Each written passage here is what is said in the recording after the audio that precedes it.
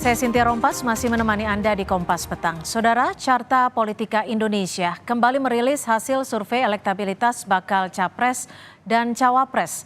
Hasilnya, elektabilitas Ganjar Mahfud berada di atas Prabowo Gibran maupun Anies Muhaimin. Dari survei yang dilakukan pada 28 hingga 31 Oktober 2023 menyebut pasangan Ganjar Mahfud memperoleh 36,8%. Sementara pasangan Prabowo Gibran memperoleh 34,7% dan pasangan Anies Muhaimin memperoleh 24,3%.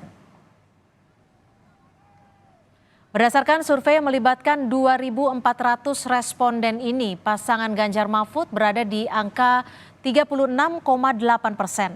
Sementara pasangan Prabowo Gibran dan Anies Muhaimin berada di angka 34,7% dan 24,3%.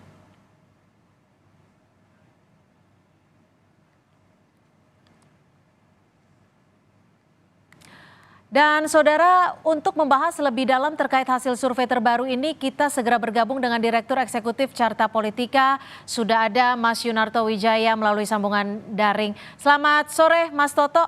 Selamat sore Mbak Cynthia. Mas Toto, jadi apa nih pengaruh dari putusan MK terhadap elektoral pasangan Pilpres 2024 ini? Ya, data ini diambil tanggal 26 sampai 31 Oktober dan kita punya data perbandingan ya, selain dengan data-data survei di bulan Mei, Juni, Agustus, September, dan Oktober. Kita di bulan Oktober juga ada data 13 sampai 17 Oktober, artinya belum menggapai peristiwa-peristiwa yang belakangan menarik dibicarakan sampai hari ini. Putusan MK terkait dengan usia Capres-Cawapres, yang kedua pendaftaran Capres-Cawapres yang selesai tanggal 25 Oktober. Ada fakta menarik memang ketika kita coba lihat simulasi 3 nama sebetulnya stagnan, bahwa tidak ada perubahan besar dan kecenderungan Ganjar atau Ganjar Mahfud dalam simulasi pasangan dengan Prabowo dan Prabowo Gibran itu cenderung memang berimbang dalam selisih margin of error. Mas Anies ada di angka sekitar 24%. Tetapi yang menarik adalah ketika kita masuk dalam simulasi head to head. Di tanggal 13 sampai 17 Oktober sebetulnya Pak Prabowo itu selisih dalam head to head dengan Mas Ganjar cukup jauh, unggul di angka selisih 9,8%. Tetapi ketika kemudian kita lihat dalam data 26 sampai 31 Oktober, selisihnya mengecil menjadi 3,4%. Artinya ada korelasi linier dari data-data yang kita lihat dalam sosial media monitoring terkait dengan sentimen terhadap isu mahkamah keluarga atau isu politik dinasti. Ternyata betul bahwa keberadaan Mas Gibran di level persepsi itu menjadi bandul pemberat buat Pak Prabowo. Dan itu yang kemudian terjustifikasi dengan ketika simulasi head to head Pak Prabowo dari unggul di pasangan misalnya dengan Mas Gibran pun dari unggul 6,5% dalam selisih waktu 2 minggu karena isu yang sedemikian ramai ini selisihnya menjadi mengecil menjadi selisih hanya 2,9%.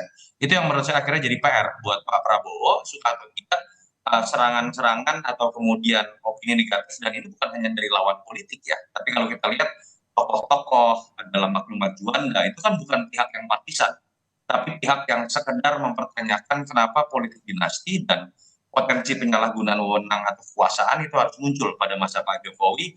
Ternyata itu berimplikasi negatif juga pada kekuatan elektoral dari Pak Prabowo. Oke, kalau dampak dari migrasinya keluarga Jokowi mendukung Prabowo Gibran, ini apakah berdampak juga kepada pemilih di Ganjar Mahfud dan juga Anies Muhaimin? Tadi itu kan satu kesatuan Mbak Cynthia, pilihan terhadap Gibran ini kan bisa dilihat sebagai satu kesatuan dari dukungan Pak Jokowi kepada Prabowo, lalu kemudian juga Kaisang dengan menjadi ketua umum PSI. Jadi bisa dilihat di sini sebetulnya betul endorsement Jokowi itu bisa berimplikasi positif kepada Pak Prabowo. Tetapi ketika endorsement ini ada pada tataran offside, menempatkan anaknya sendiri menjadi cawapres, dan melalui proses yang dianggap kontroversial berbau nepotisme, karena melalui gugatan MK yang ketuanya adalah ipar Pak Jokowi dan paman dari Mas Gibran sendiri, efeknya malah kemudian berbuah negatif. Jadi kalau berbicara mengenai survei September ke Oktober, Pak Prabowo itu meningkat. Tapi ketika kemudian muncul sebuah fakta tidak berhenti hanya pada endorsement, tapi penempatan anaknya menjadi cawapres Pak Prabowo, akhirnya baik Pak Prabowo atau Pak Jokowi kemudian mendapatkan serangan negatif, tone yang kemudian menjadi berbalik negatif, baik secara elektoral ataupun legacy Pak Jokowi sendiri. Itu sih yang saya lihat menjadi catatan. Oke, jadi ini artinya bukan siapa cawapresnya, tapi bagaimana menempatkan cawapres dengan cara seperti apa? Seperti itu, Mas Toto. Tentu saja sosok cawapresnya sendiri yang dipaksakan ditempatkan menjadi cawapres Prabowo yang kemudian menggulirkan proses yang dianggap janggal tadi. Orang kemudian melihat ini bukan pertanyaan yang kemudian terkait dengan apakah Jokowi akan memilih Ganjar atau Prabowo. Ternyata ketika ujungnya adalah menempatkan anaknya sendiri, orang melihat ini adalah pelanggaran kekuasaan yang kemudian dianggap merusak tatanan demokrasi, dan itu disayangkan malah lebih banyak oleh pemilih Jokowi yang dulu merasa mendukung Jokowi dikarenakan dia adalah simbol dari demokrasi yang sifatnya bottom up, tidak berbau nepotisme, tidak berbau dinasti, tidak berbau darah biru, tetapi yang ditampilkan dalam menjelang akhir masa jabatannya adalah situasi yang 180 derajat berbeda. Itu yang kemudian menjadi efek bumerang secara elektoral buat Pak Prabowo sendiri, termasuk kepada Mas Gibran. Setiap momen dalam politik berdinamika akan mempengaruhi. Kalau dari Mas Toto sendiri, besok kan MK akan memberikan keputusannya. Ini akan mempengaruhi lagi kah elektoral dari pasangan capres ini? Iya, kalau kita lihat kan pilihannya bisa kemudian pembatalan keputusan MK atau kemudian pemberian hukuman kepada hakim yang dianggap melanggar kode etik ya. Kalau kita mendengar sepertinya tidak mudah atau ruangnya sangat kecil untuk terjadinya pembatalan keputusan. Dan saya pikir kalau kita lihat dalam proses politik hari ini kan tim PKN dibentuk, Mas Gibran juga datang. Artinya mungkin akan lebih kepada hukuman etik, andai kata pun ada hukuman. Apapun hukumannya menurut saya tetap image negatif ini sudah terlanjur muncul, dan kemudian di level persepsi memang harus ada PR yang bisa diselesaikan oleh tim Pak Prabowo dengan Mas Gibran. Semoga tidak kemudian diselesaikan melalui intervensi kekuasaan berupa mobilisasi yang kita ketahui sangat mungkin dilakukan mengingat Pak Jokowi masih menjadi seorang presiden. Oke, berarti hal tersebut adalah faktor yang perlu diperhatikan juga oleh kubu Prabowo ya? Betul. Kalau ini kan juga ada wacana momen Gibran dikuningkan nih. Ini akan mengubah juga elektoral? Ya mungkin yang akan diuntungkan adalah Partai Golkar ya. Karena Partai Golkar ini kan minim sosok yang bisa menjadi endorser atau magnet elektoral. Keberadaan dari Mas Gibran tentu saja akan menguntungkan Partai Golkar dalam konteks image dianggap sebagai partai yang paling dipercaya oleh Pak Jokowi. Tapi kalau kita tarik lebih luas terkait dengan kontroversi isu majunya Mas Gibran, manuver politiknya, menurut saya ketika Gibran masuk ke Golkar, itu malah kemudian membuat semakin ironis image dari Pak Jokowi yang dulu kita harus ingat 2014 itu banyak didukung oleh sebagian kalangan karena mereka takut kembalinya Orde Baru yang saat itu direpresentasikan oleh Pak Prabowo. Tapi yang terjadi saat ini adalah Pak Jokowi memilih Pak Prabowo, lalu kemudian anaknya dimajukan sebagai cawapres sebagai bentuk politik dinasti.